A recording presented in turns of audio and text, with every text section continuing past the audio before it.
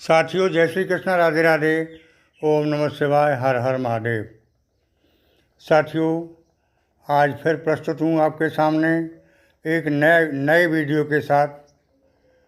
आप लोग स्वस्थ होंगे, सानंद होंगे, ऐसी मुझे पूर्ण उम्मीद है।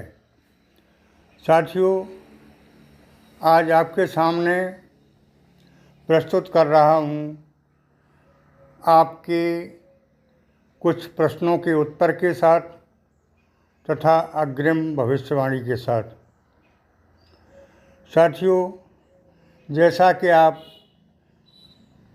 कुछ लोग कमेंट में लिखते हैं कि गुरुजी बदलाव नहीं हुआ, कुछ लोग लिखते हैं कि हुआ तो है लेकिन धीरे धीरे हुआ है, कुछ लोग लिखते हैं या फ़ोन से बताते हैं कि गुरुजी दिखाई तो दे रहा है लेकिन मिल नहीं रहा है। साथियों, आप लोगों की बातें बिल्कुल सत्य हैं, इनमें कोई शंका वाली बात नहीं है। आप जो प्रश्न करते हैं वो प्रश्न सत्यता के आधार पर हैं, लेकिन मैं जो बताता हूँ उसे भी समझने की कोशिश करें और मैं भी आपको समझाने का पूर्ण प्रयास करता हूँ। साथियों, सबसे पहले तो ज्योतिष के बारे में आप लोग समझें कि ज्योतिष क्या है। ज्योतिष एक विज्ञान है जो ग्रहों पर डिपेंड है और गणित के आधार पर है। साथियों, इसमें कोई किंतु परंतु नहीं चलता है। हाँ, इतना ज़रूर है कि कुछ एस्ट्रोलॉजर साफ साफ कह देते हैं, कुछ घुमाकर कह देते हैं, कुछ डरा के कह देते हैं, कुछ धमका के कह देते हैं और कुछ जो है ऐसा नहीं करते हैं। क्योंकि मान लिया जाए मरीज बीमार है ही और उससे कह दिया जाए कि तुम्हें तो बहुत बड़ी बीमारी है, क्या होगा कि बीमारी उसके माइंड में आ जाएगी और उसे और बड़ी बीमारी हो जाएगी। तो मेरा अभिप्राय ये होता है कि माइंड में बीमारी को न बैठाना। माइंड ही एक मशीन है जिससे पूरा शरीर चलता है। तो साथियों, मेरे कहने का मतलब ये है कि आप लोग वास्तव में शनि की वजह से परेशान रह चुके हैं। अब परेशानी दूर होने के बाद भी ऐसा लगता है कि कहीं वही दिन फिर ना आ जाए या वही दिन तो नहीं चल रहे हैं। ऐसा बिल्कुल नहीं है, समय काफ़ी चेंज हो चुका है, ग्रह नक्षत्र आपके फेवर में आ चुके हैं और बदलाव आ चुका है जुलाई सन 2023 से। और आगे जो समय आ रहा है, वर्ष के जो 6 महीने आ रहे हैं, वो आपके लिए बहुत ही उत्तम आ रहे हैं। इन दिनों में आपका सब कुछ बदलने वाला है। हाँ, ऐसा ज़रूर है कि जिनकी जन्म कुंडली में ग्रह कमज़ोर पड़े हुए हैं या कोई खास ग्रह कमज़ोर है तो उसको धीरे धीरे रिजल्ट मिल रहा है। जिसके कुंडली में, जन्म कुंडली में ग्रह मजबूत पड़े हुए हैं, अच्छे स्थान पर हैं, उनको बहुत अच्छा रिजल्ट मिलना शुरू हो गया है। साथियों, आप लोगों का ये कहना गलत है कि अमुक राशि के दिन खराब चल रहे हैं। पूरी राशि का ठेका लेना नितांत गलत है। मैं पहले वीडियो में बताया जा चुका हूँ। क्योंकि कुछ लोग मुझसे फ़ोन करके ये भी कहते हैं कि गुरुजी मेरे कार्य बनने लगे हैं, और आपका बहुत बहुत धन्यवाद है, आपने मुझे पॉजिटिव रखा। कुछ लोग ये कहते हैं कि नहीं, मेरी राशि के तो कोई काम बन ही नहीं रहा है, यानी कुछ लोग तो पूरी राशि का ही ठेका ले लेते हैं। तो ये गलत है। अपना ठेका लीजिए कि मेरा काम नहीं बन रहा है। अपनी जन्म कुंडली का विश्लेषण कराइए। आपके यहाँ योग्य कोई आचार्य हों, उनसे आप करा सकते हैं। मुझे तो वैसे भी कम समय मिलता है, बहुत आप लोगों की आग्रह पर हालांकि शुरू कर दिया है, ऑफिस बनाया है। मेरे पास तो इसका मेन ऑफिस भी नहीं था, क्योंकि कुंडली का विश्लेषण करने के लिए बहुत कुछ जुटाना पड़ता है। तो ये सब कुछ मैंने तैयार करके अब ये काम आप लोगों की सेवा में प्रस्तुत कर दिया है। साथियों, मेरे कहने का मतलब ये है कि अब आगे आने वाले समय में आपका सबसे बड़ी बात तो ये है कि भाग्य साथ देने लगेगा, जिसने कि अब तक साथ नहीं दिया था। काम बनते बनते बिगड़ रहे थे, बिगड़ नहीं रहे थे, बिगड़ जाते थे।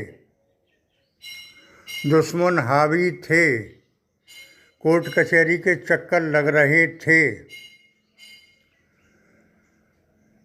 निराशा के बादल मंडरा रहे थे।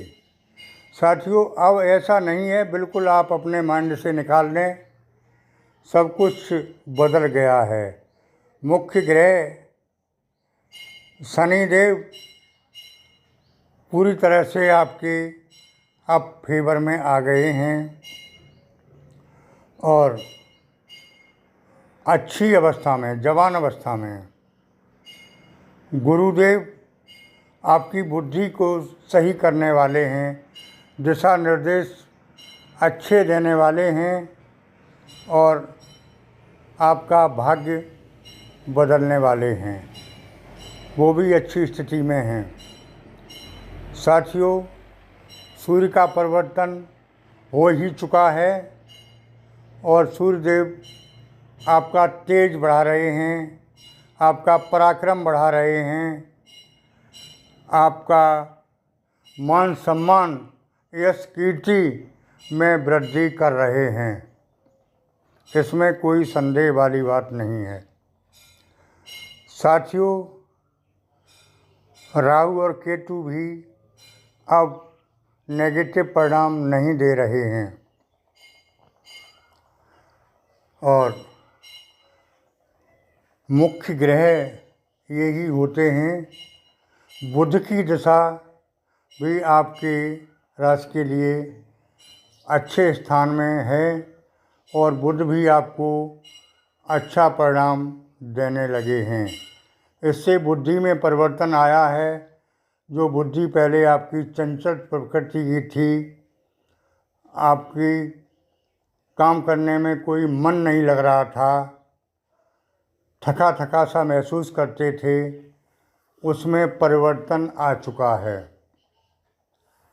साथियों, ऐसी बात नहीं है, परिवर्तन दिखाई देने लगा है, क्योंकि मैं एहसास करता हूँ, मेरी भी मिथुन राशि थी, मेरे से कोई खास अभिप्राय नहीं है, क्योंकि आपकी राशियाँ तो अलग अलग भी हो सकती हैं। तो मेरे कहने का मतलब ये है कि जिन लोगों की राशियों पर शनि की ढैया चल रही थी, वो अब पूरी तरह से आज़ाद हो चुके हैं शनि के चंगुल से। साथियों, मेरे कहने का मतलब ये है कि आगे जो 6 महीने आ रहे हैं, पिछले 6 महीने आपके वास्तव में गर्दिश के निकल गए। अब 6 महीने गर्दिश के नहीं रहे हैं, ऐसा आप अपने दिलों में विश्वास रखें। ऐसा न सोचें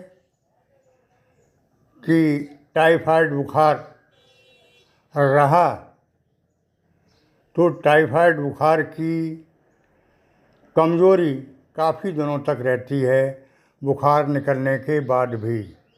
वही हाल आप लोगों का है।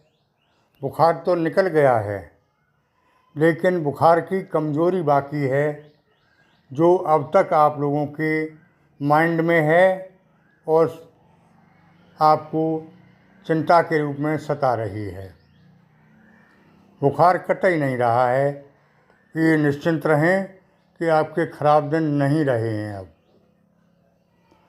आप बार बार प्रश्न किया करते थे कि आचार्य जी अच्छे दिन कब से आएंगे। उनका उत्तर देने के लिए मैंने हर वीडियो में भरसक प्रयास किया है और आज खुलेआम कह रहा हूँ कि आपके अच्छे दिनों की शुरुआत हो चुकी है। कतई घबराने की आवश्यकता नहीं है। मेरे विचार से, ग्रह गोचर के हिसाब से साथियों, सावन का पावन पुण्य महीना चल रहा है। ऐसे में आप छोटे छोटे उपाय करके बहुत कुछ बड़ा हासिल कर सकते हैं। भगवान भोलेनाथ का ये महीना होता है।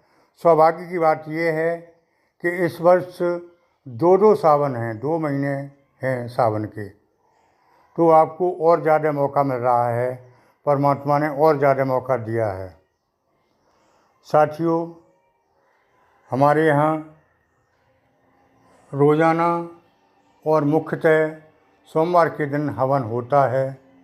आप लोग अपनी श्रद्धा के अनुसार दान देकर इस हवन में शामिल हो सकते हैं। इसके लिए कोई बाध्यता नहीं है। आप अपने यहाँ करें, अपने प्रकांड पंडित से करवाएं, और किसी भी तरह संभव न हो तो यहाँ आप जैसी आपके अंदर श्रद्धा हो वैसा भेजकर आप हवन करवा सकते हैं। आप नाम पता लिख के भेजें, आपके नाम की ही आहुति लगाई जाएंगी। साथियों, आगे मैं बताना चाहूँगा कि जो लोग अपनी कुंडली का विश्लेषण कराना चाहते हैं वो साधारण सी फीस जमा करा सकते हैं। आपके खास अनुरोध पर मैंने ये काम शुरू कर दिया है। साथियों, स्वस्थ रहें, मस्त रहें और आज का देखें, बीत गया उसे भूल जाएं। आगे जो आएगा वो परमात्मा की इच्छा से आएगा, उसके लिए फिक्र न करें। वर्तमान में जिएं, वर्तमान को ख़राब ना करें, बहुत अच्छा होगा। देखिए, बच्चा वर्तमान में जीता है, कितना मस्त रहता है। जवान भविष्य में जीता है, भविष्य की सोचता है, और बूढ़ा बीते हुए समय के बारे में सोचता रहता है, यानी भूत में जीता है, भूतकाल में। वो अपने पुराने ज़माने की बातें, मैं ऐसा था, मैंने ये किया वो किया, क्या लेना देना इन बातों से। सबसे मस्त जीवन अगर आपको जीना है तो वर्तमान में जिंदा रहें। वर्तमान में क्या चल रहा है, वर्तमान को संभालें। भविष्य को देखते हुए वर्तमान को संभालते रहें। मैं ये नहीं कहता हूँ कि भविष्य को न देखें, भविष्य को देखें, लेकिन भविष्य की चिंता न करें। भविष्य परमात्मा के हाथ में है, कर्म आपके हाथ में है। आप कर्म कर सकते हैं, कर्म करने का अधिकार है आपको। भविष्य के बारे में चिंता करना बेकार है। तो साथियों, आज के वीडियो में इतना ही। आगे फिर मिलते हैं आपको नए वीडियो के साथ। नई नई जानकारी मैं देता रहूँगा, ये मेरा फ़र्ज़ है। आपका जो प्यार मिला है मुझे, उसके लिए बार बार आपको धन्यवाद देता हूँ, तथा परमात्मा से विनय करता हूँ कि आपके जीवन में खुशियों की बहार आए और परमात्मा आप लोगों की मनोकामना पूर्ण करे।